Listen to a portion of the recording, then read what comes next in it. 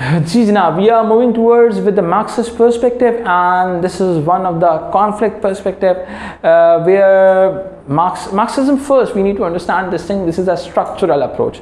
तो ये सोसाइटी को एक स्ट्रक्चर में देखना चाहती है, but although it's one of the conflict approaches. Conflict approach का मतलब क्या होता है कि जो सोसाइटी में सोशल चेंज चाहती सोशल चेंज है. लेकिन according to Marxist, religion is a conservative social force. According to traditional Marxist, religion is a conservative social force. जब वो ये कहते हैं कि religion is a conservative social force, तो इसका मतलब क्या है? इसका मतलब ये है कि रिलीजन सोशल चेंज को लाने में एक बहुत बड़ी हर्डल है, एक बहुत बड़ी रुकावट है. ठीक है जी. कैसे रुकावट है?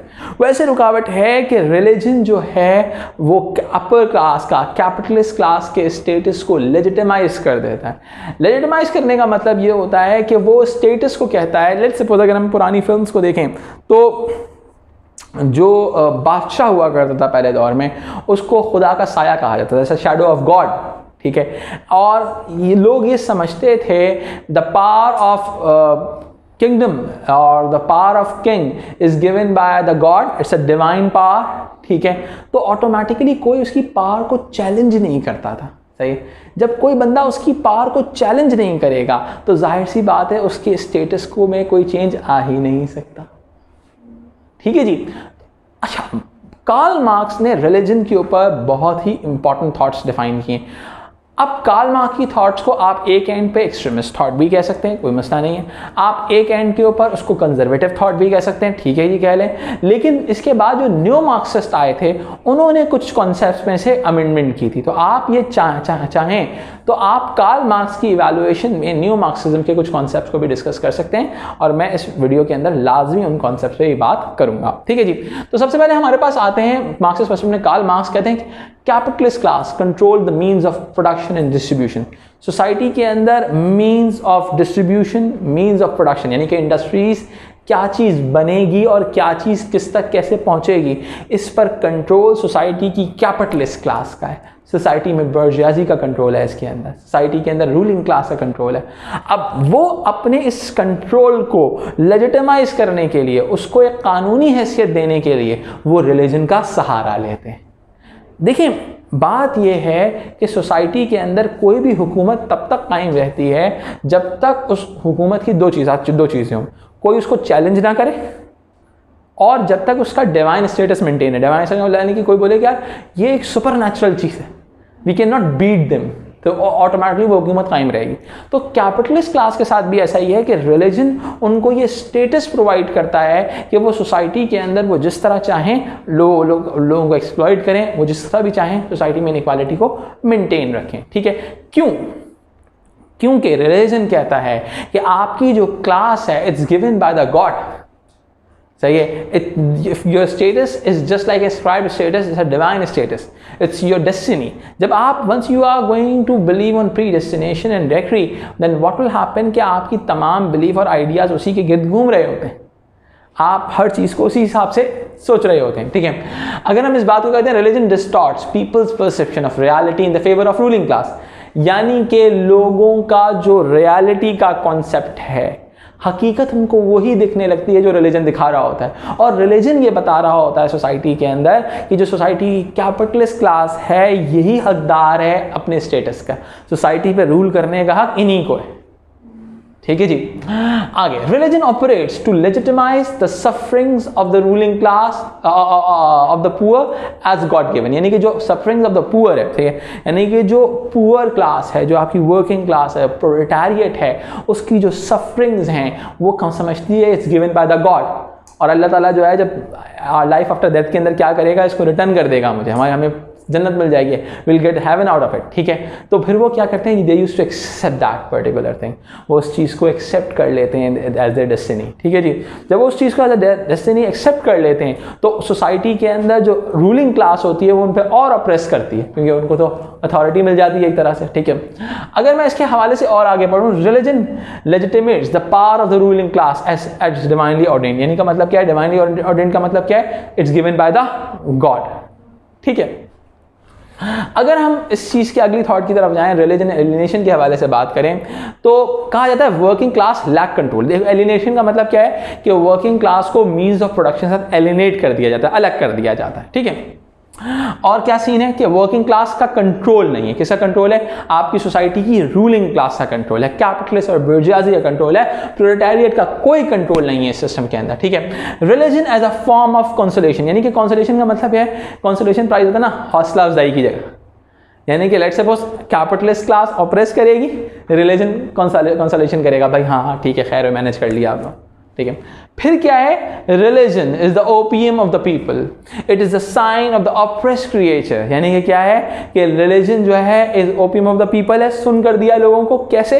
यहां पर मैंने मेंशन किया है religion acts as a opiate to dull the pain of exploitation, यानी कि जो आपको एक्सप्लॉयटेशन हो रही है आपके साथ, आपको वो क्या करता है, जब आप रिलीजन को फॉलो करते हो अकॉर्डिंग टू मार्क्सिस्ट, आप क्या करते हो, जब आप रिलीजन का इंजेक्शन लगाते हो तो वो सारा पेन खत्म हो जाता है। आप बोलते हो यार it's given by the God, I am going to accept it as my destiny.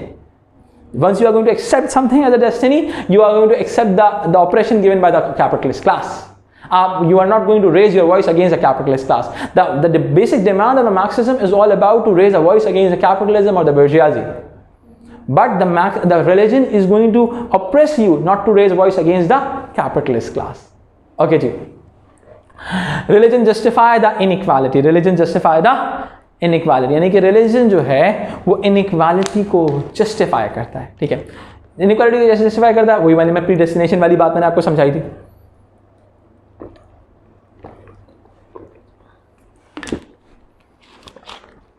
अच्छा जी, इसके अलावा लेनिन की थॉट है religion as a spiritual gin and intoxicant doled by the ruling class to confuse them as a subordinate position, यानी कि कहता है कि भाई ये भी वही वाली बात है कि वो ओपीएम कहता है या स्पिरिचुअल जिन कह रहा है, ठीक है, कि भाई वो जो है रिलीजन जब आप इसके अंदर इन्वॉल्व हो जाएंगे तो आप कंफ्यूज हो जाएंगे, कैपिटलिस्ट क्लास आपको कंफ्यूज करने में कामयाब हो जाएगी, ठीक है जी।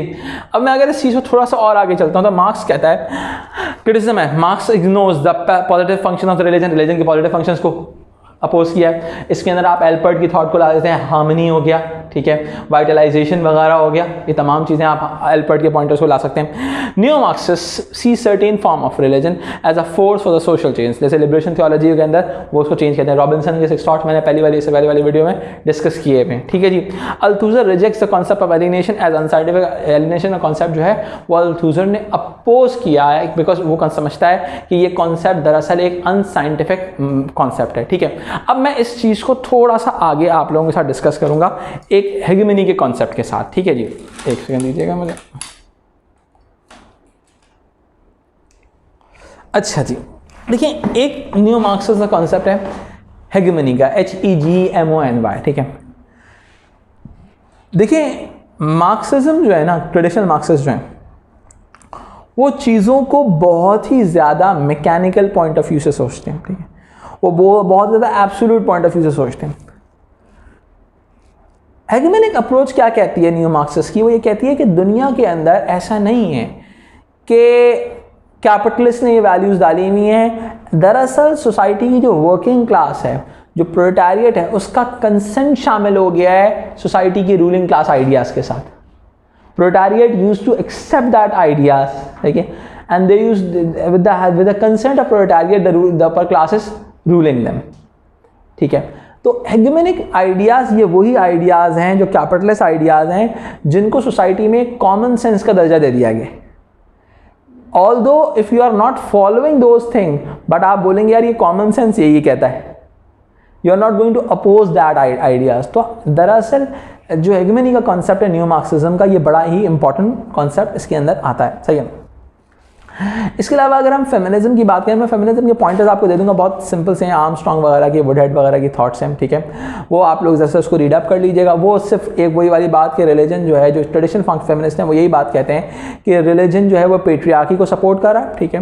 रिलीजन के जो रिचुअल्स हैं, वो रिलीजन के जो सेगमेंट्स हैं, वो तमाम चीज़ें मेल डोमिनेंस को रिप्रेजेंट करते हैं, ठीक है। और ये तमाम थॉट्स दरअसल मार्क्सिस्ट आइडियाज़ को मार्क्सिस्ट आइडिया कह रहा हूँ, पेट्रियार्कल आइडियाज़ को, जेंडर इनइक्वालिटी को प्रमोट कर रही हैं। ठीक है जी, आर्मस्ट्रॉन्ग की भी ये थॉट है। ठीक है, इसके अलावा एक दो और थ्योरिस्ट है, मैं उनका भी डाटा आप लोगों के साथ शेयर कर लूँगा, तो आप एक बार उसको पढ़ लीजिएगा। इसके अलावा वेबेरियन है, वेबेरियन की कैल्विनिज्म वाली थॉट है। ठीक है, इस हवाले से आप मेरा सैम्पल आंसर देख सकते हैं, उसमें कैल्विनिज्म को मैंने बहुत ज़बरदस्त तरीके से एक अच्छे से पैराग्राफ में डिफाइन किया हुआ है, आप उसको यूज़ कर सकते हैं religion as a force for social change के सवाल में। I hope there is no problem. उम्मीद है आप लोगों को ये वीडियो अच्छी लगी होगी। अपना बहुत ख्याल रखें, रिवीजन कीजिए, और इसके साथ ही अब्दुल्ला शाह हमीद को दीजिए इजाज़त। अल्लाह हाफ़िज़।